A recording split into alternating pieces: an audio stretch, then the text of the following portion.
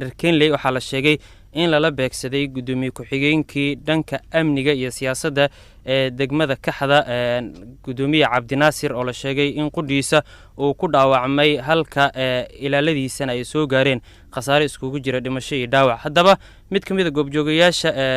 ku sugan halka uu qarax ka dhacay meel u dhow ayaa khadka si toos ah ugu jiro. Cabdinuur ayaa lagu magacaabaa. Cabdinuur soo dhawow, bal sidee wax u dhaceen? waa dhowahay waa ku maqlaa إذا أشكتي قرح وحا قدوميه أمني عبدالناصر حسن علي أيا لوغو حري جاري قرح مركا سيدي وقتي أسو جاري وح لوغو حري هي إنكلا عندين لكن مهم ساك الشقري سبيل ماشي عندنا عن أجان سوبوليس مركز موحو كتيجي دنك الدقمة مسوي أسو سعودي كل قدوميه ناس مري اللي هو شقه السعودي او wadadaas maray bay ahayd waan gartay marka wax dhanka khasaaraha hadii aan ka eegno bal gudoomiyaha waa dhaawac ayaa la leeyahay sidoo kale maxaad og tahay oo ilaa haatan oo khasaare ka dhashay ilaa waxaan la soconaa inay ciidamo ilaalaha ay la socdeen gudoomiyaha waa dhaawac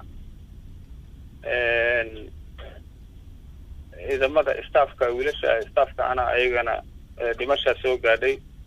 sida la sheegay hal askari baa dhinta marka hore la soo xaqiijiyay hadda laba askari baa la sheegay inay ku dhinteen waan gartay gudoomiyuhuna waa dhaawac waana fiican yahay xaaladiisa wax oo isbitaal la geeyay oo aad ka warqabtay ma jiro aad karto isbitaal hebel ah dhaawaciisa la geeyay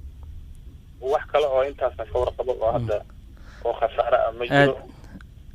aad u maasan tahay dhaawac baa soo gaaray waana fiican yahay caafimaadkiisu labada askarina waa ku dhinteen marka taas ay u jiraan aad u maasan tahay haddii aan aadno dhankaas iyo isgooska Balcad sidoo kale waxaa la sheegay in kolonyo ka tirsan ciidamada AMISOM oo halkaasi marayay lala beegsaday qarax aad u xoogan kadibna ciidamadu waxa ay rasaas xoogan ay halkaasi ay ka fureen ilaa haatan ma jirto wararna soo gaaray oo tilmaamaya khasaare soo gaaray ciidamada AMISOM iyo dadka shacabka halkaasi ku sugan balse goobjooge ku sugan goobta uu qaraxaasi ka dhacay ayaan guur dhow la xiriiray waxaana wax ka weydiiyay sida ay wax u dhaceen kolonyo ciidamada AMISOM maraya meeshaan ex control Balcad ayaa qarax la leeyahay kadibna rasaas iyo bilaabeen sooska ma isgooskay marayeen mise meel u dhow kolonyada AMISOM isgooska ex control Balcad waa ay marayeen marka meeqay ahaayeen meeqa baawur camal meesha maraysa kulay baawurta badan kulay weeraan adii 10 baawur camal marka qaraxa meesha ka dhacay waa qarax nooc ah ma qarax miino oo meesha lagu sii duugaa mise miino waxa hadda dhacay waa rasaas Soomaan waxa hadda dhacay waa rasaas aad fara badan adiga intee ku sugan tahay marka isgooska meel u dhow joogtaa meel ganacsigan joognaa gaarkiin loo xiran meesha soo marka markaad eegtid bal baaxadda qaraxa uu lala eegtay ciidamada AMISOM ee kolonyada ah ma jiraan ilaa haatan wax khasaare oo adiga aragtay ama dad goobta ku sugan ka maqashay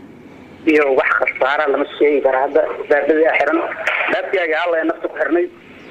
kulli gaardamay meesha laga cararo jeeda oo dhul saarneed wixii waran daad markii la furo kala la sheegi karaa hadda wax khasaare kuma sheegi karo qaraxas weyn u dhacay iyo rasaas waxaad ii sheegtaa marka inta badan AMISOM markay rasaasta ay ridayaan ama ay dadka wax yeelanayaan waxaa la maray gaartay dhibaato ama dhaawac iyo dhimasho marka arintaas misleediin adinka waa sax waa mid ku leeyahay qaraxsan weyn markii wax gaaraan